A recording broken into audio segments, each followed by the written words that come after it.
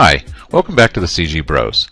This is Brother Damien, and in this series I'm going to show you how to use an Ncloth simulation done in Maya and use it to create a fire simulation using 3Dsmax and Fumefx.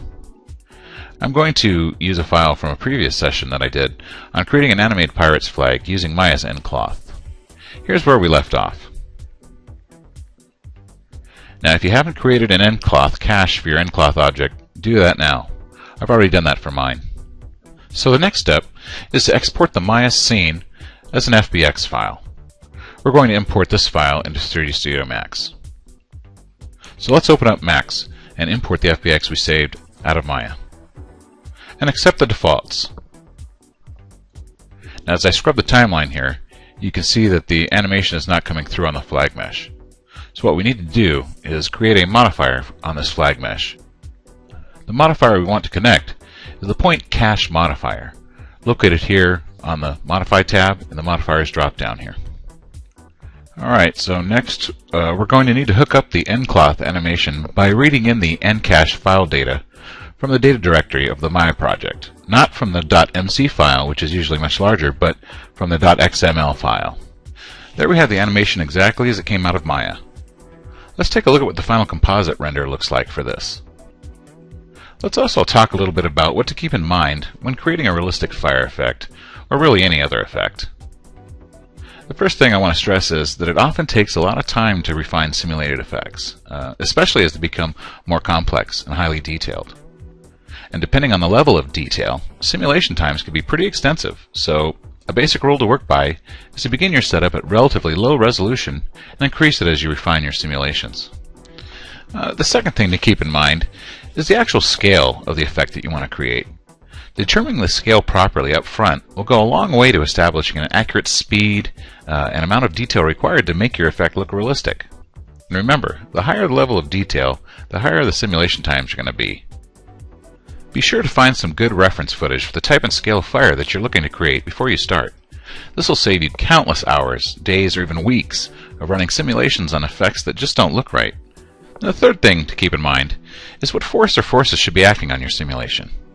Use your forces sparingly. Many of newer artists that I work with make the mistake of overusing forces. Just like scale and detail, start small and then ramp up as you refine. In the Ncloth pirate flag lesson, I used a directional force to get the flag blowing diagonally, and a turbulence field to introduce animated random forces into the sim to make the fluttering of the flag and the tatters more interesting and natural.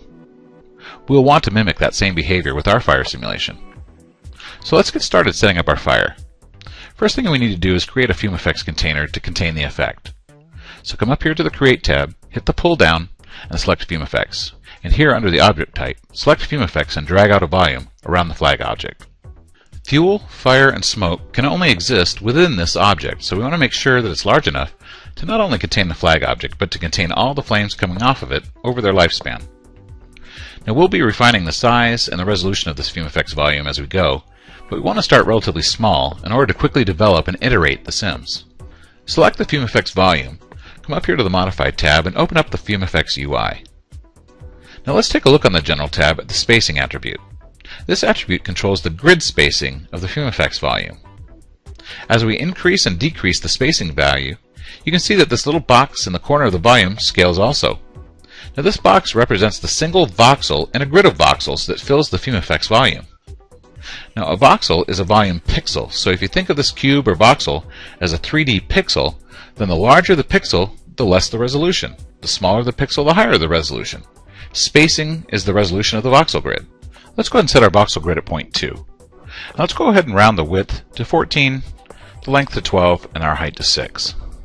Let's set the playback range from 100 to 300, and leave the viewport update at 10. This is how often the viewport updates as we're performing the simulation. Also, set an output directory for a Fumefx cache.